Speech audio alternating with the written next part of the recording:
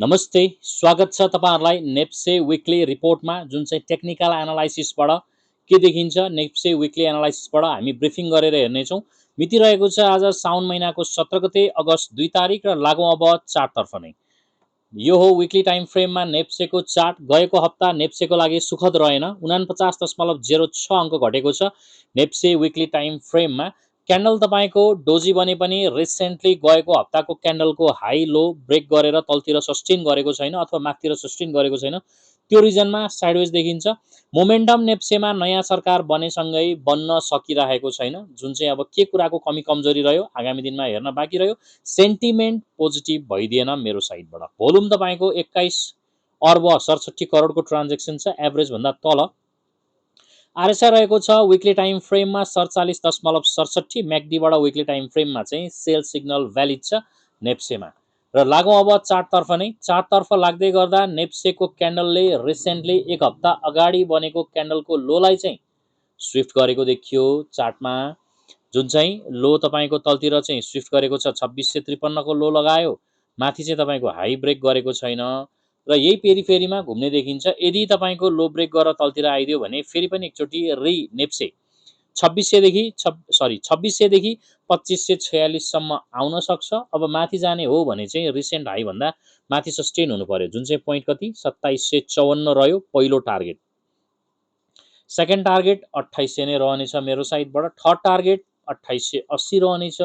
Fourth target recent high 2969 रहनेछ मेरो साइडबाट नेप्से हेर्दा। र नेप्से तपाईको अहिले पनि साइडवेज नै छ, त्यस्तो धेरै स्ट्रङ मोमेन्टम आइसकेको छैन। लङ टाइम भयो नेप्से साइडवेज छ। सानो लगानीकर्तालाई प्यानिक सिचुएसन लिएर आइरहेको छ, तर नेप्से बिस्तारै बन्दैछ। सरकारको तर्फबाट गर्नुपर्ने कुरोहरू गर्दैछन्, बिस्तारै पोजिटिभ हुँदैछ। बजारमा लगानी गर्ने व्यक्ति अथवा मास साइकोलोजीले चाहिँ तपाईको बुलिस सिनेरियो अथवा मास साइकोलोजी पोजिटिभ सिनेरियोतर्फ नगएको हुनाले नेप्से पर्खर हेर साइडवेजको अवस्थामा देखिन्छ। र अबको हप्ता पनि नेप्से तपाईको यो रिसेन्ट रेन्ज ब्रेक गर्छ भने 2600 को रेन्जमा आउने देखियो मोटामोटी।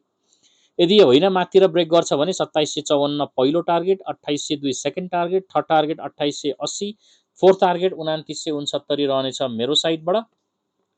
र नेप्सेको विकली एनालाइसिसमा नेप्सेको ब्रिफिङ आजको लागि यति नै।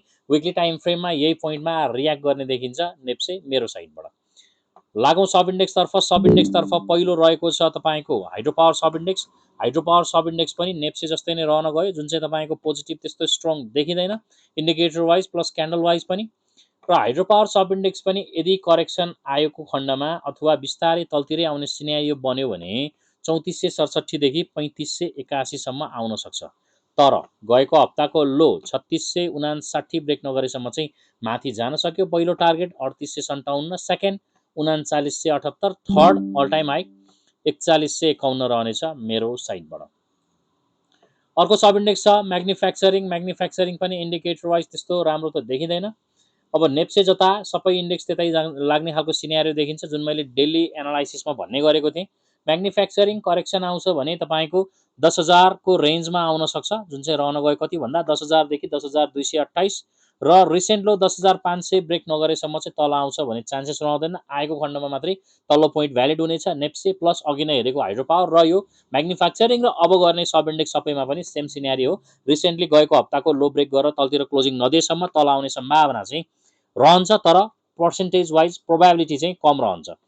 टार्गेट फर्स्ट यसको 11,268, सेकेन्ड टार्गेट रहनेछ 11,504 म्याग्निफ्याक्चरिङ इन्डेक्स। अर्को रह्यो फाइनेन्स इन्डेक्स। फाइनेन्स इन्डेक्स पनि तपाईको इन्डिकेटर वाइज साइडवेज छ। भोल्युम चाहिँ अलिकति बेसी आएको छ गएको हप्ता भन्दा, 1.57 अर्ब आएको छ। क्यान्डल हेर्नुभयो भने चाहिँ यसमा सेलिङ नै देखिन्छ, त्यस्तो बाइङ प्रेसरवाला क्यान्डल देखिँदैन, विक मात्रै निकालेको छ खालि। माथि जान्छ भने 2522 पहिलो टार्गेट, सेकेन्ड टार्गेट 2583 र करेक्सन आउँछ भने तलतिर आउँदै गर्दा 2333 देखि 2386 र करेक्सन आयो भने इच एन्ड एभ्री सब इन्डेक्समा बाइङतर्फ हेर्नु होला तपाईहरु सबैले, सबै सब इन्डेक्समा। र यो फाइनेन्स इन्डेक्स चाहिँ साइडवेज देखिन्छ। यसले पनि रिसेन्ट लो ब्रेक नगरेसम्म चाहिँ फर्दर तपाईको माथि नै जाने चान्सेस त रह्यो। अब मोमेन्टम कस्तो आउँछ अबको हप्ता हेर्न बाँकी रह्यो, भोलिदेखि कारोबार खुल्दै गर्दा। अर्को रह्यो नन लाइफ। नन लाइफ अलिकति नेगेटिभ छ, जुन चाहिँ तपाईँको रिसेन्टली साइडवेज बसेको छ। अब सायद नन लाइफमा तपाईँको मोमेन्टम आउनको लागि चाहिँ यो लो ब्रेक भइदियो भने राम्रो, र यो लो आसपास आउँछ भने बाइङको लागि हेर्नु होला। 10,302 रहेको छ नन लाइफ इन्सुरेन्स। माथि जान्छ भने टार्गेट फर्स्ट तपाईँको 11,149 रह्यो भने सेकेन्ड टार्गेट तपाईँको 11,776 रहेको छ। तलतिर आउँदा चाहिँ बाइङतर्फ हेर्नु होला नन लाइफ इन्सुरेन्स। अर्को रह्यो ब्याङ्किङ सब इन्डेक्स। ब्याङ्किङ सब इन्डेक्स अलिकति पोजिटिभ छ। बिहान ब्याङ्किङ सम्बन्धी भिडियो पनि आएको थियो, हेरेर प्रतिक्रिया दिनु होला के कस्तो लाग्छ, कस्तो लागेको छ तपाईँहरूलाई बिहानको भिडियोसँग। म्याकडीले यसमा बाई सिग्नल दिएको छ। आरएसआई बिस्तारै पोजिटिभ हुनेतर्फ दौडेको देखिन्छ। 59.37 भोल्युम, 3,48 करोडको ट्रान्जेक्सन छ। 2 हप्तादेखि ब्याङ्किङ सब इन्डेक्समा भोल्युम राम्रो आएको छ। क्यान्डल तपाईँको बाइङ प्रेसरवाला नै देखिन्छ र सेलिङ पनि देखियो ब्याङ्किङ सब इन्डेक्समा। प्रायः तपाईँको लार्ज क्याप भएको हुनाले सेलिङ पनि देखियो।